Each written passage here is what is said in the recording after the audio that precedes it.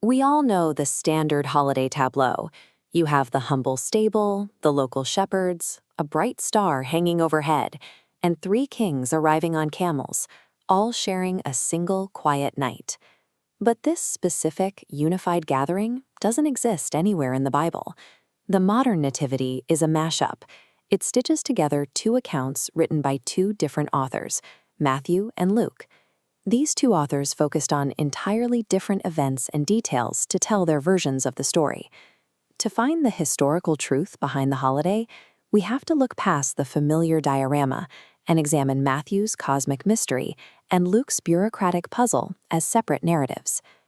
In Matthew's version, there is no census and no stable. Instead, unnamed wise men follow a star to a house. Matthew identifies these visitors as magi, an elite caste of Zoroastrian astrologer priests from the Parthian Empire.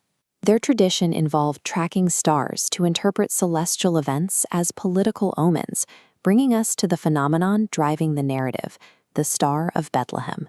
Cambridge professor Colin Humphreys proposes that the star was actually a highly visible comet, recorded in Chinese astronomical records in 5 BC. This visualization maps the trajectory of that 5 BC comet. It aligns with Matthew's description of a star that moves slowly across the sky, then appeared to hang vertically, tail down, over a single location. Tracking such a slow-moving event, the Magi would have spent 1 to 2 months traveling overland from Parthian territory all the way to Jerusalem. Matthew's account is rooted in the realities of first-century Parthian astrology and perfectly aligns with a documented 5 BC cosmic event. Luke's account drops the Magi and the star. His narrative centers entirely on a Roman census, a government decree that forces Mary and Joseph to travel across this rugged terrain to Bethlehem. But Luke introduces a chronological discrepancy. He places the birth under King Herod the Great. He also claims the mandatory registration happened while a Roman governor named Quirinius ruled over Syria. Comparing these rulers reveals a 10-year gap. Herod died in 4 BCE, while Quirinius took office in 6 CE. It's historically impossible for a child to be born during both Herod's reign and Quirinius's census. There's a logistical problem, too. Roman censuses assessed property for taxation. Subjects stayed at their present homes, not traveling to their ancestral towns. This creates a historical debate. Did Luke use a flawed census narrative as a literary device to move Jesus from Nazareth to Bethlehem? An alternative scholarly theory suggests the birth happened in 2 BC. This date aligns with a separate, empire-wide census ordered directly by the Emperor Augustus. Luke's timeline forces a choice between a literary device or a lost piece of Roman administration. Modern historians focus on 5 BC comets and Roman tax logistics, but early Christians remained unbothered by these mismatched details. Over centuries, cultural traditions stitched Matthew and Luke's stories together, filling historical gaps with myth. Medieval tradition transformed Matthew's anonymous astrologers into royalty, eventually providing the specific names Melchior, Caspar, and Balthazar. These figures were later assigned specific ages and designated as representatives of the different continents of the known world. The modern nativity is a patchwork of astronomical anomalies, chronological errors, and centuries of myth-making. Examining these disparate layers reveals a history that far exceeds the simplicity of the wooden diorama we thought we knew.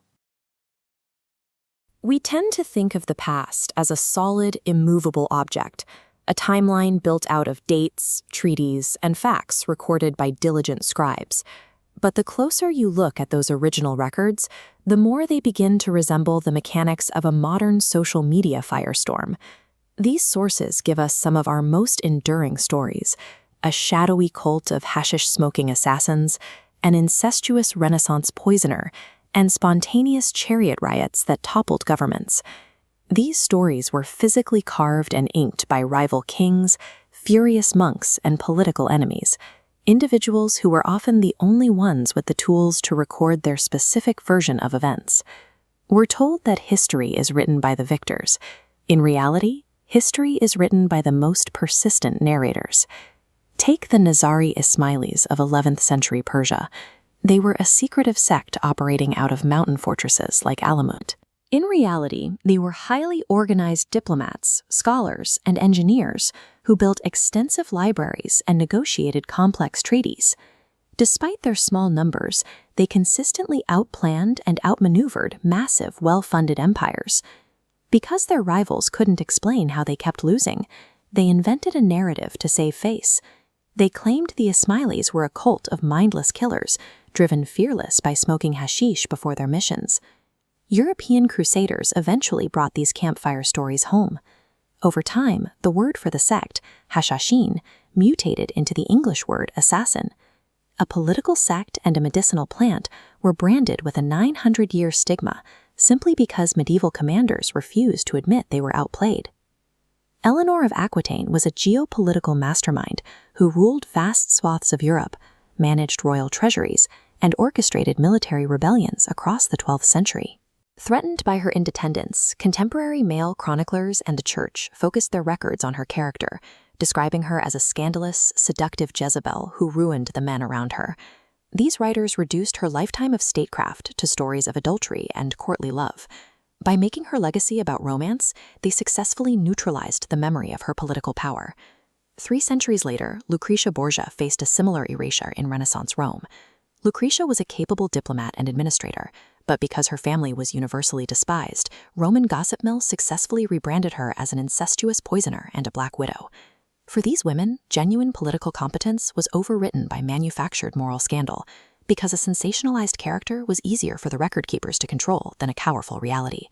In the heart of the capital, the Circus Maximus functioned as the empire's most volatile political pressure valve. The racing factions, the Reds, Blues, Greens, and Whites, were massive corporations that acted like political parties. They controlled distinct social classes and maintained networks that reached deep into the imperial palace.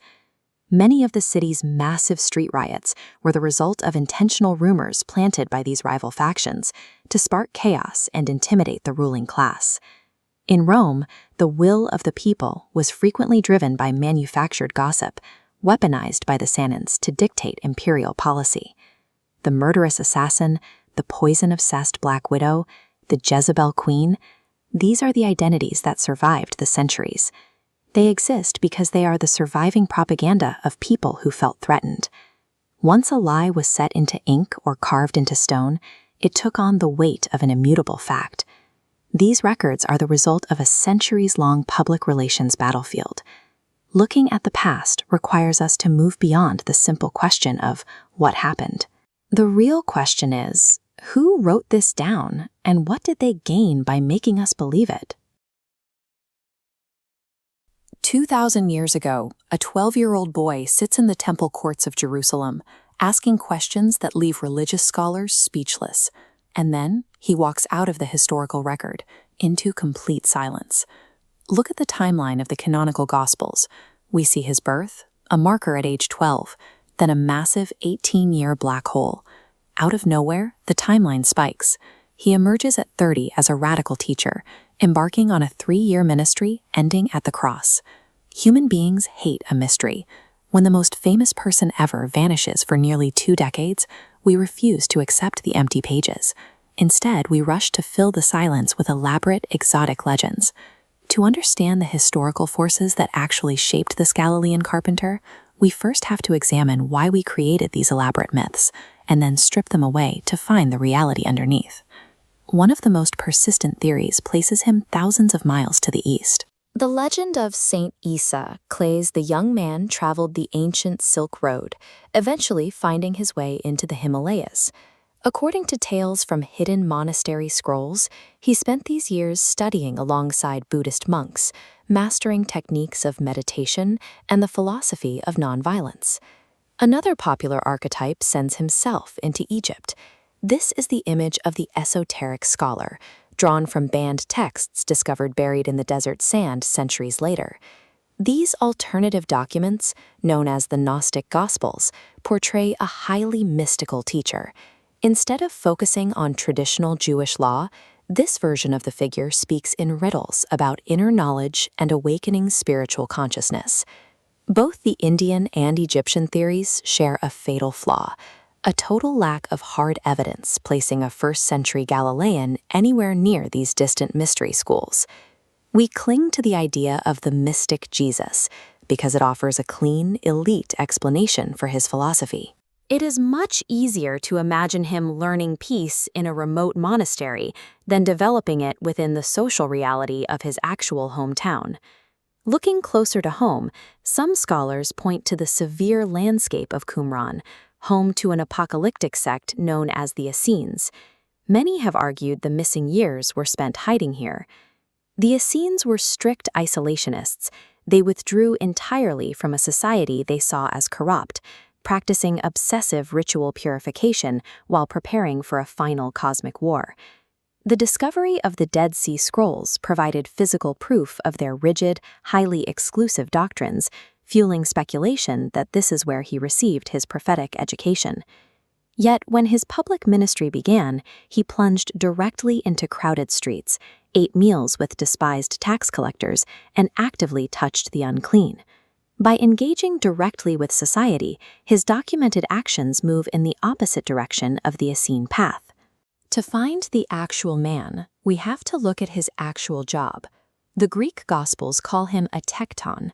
While often translated as a simple woodworker, in the context of first-century Palestine, a tekton was a heavy construction worker specializing in stone.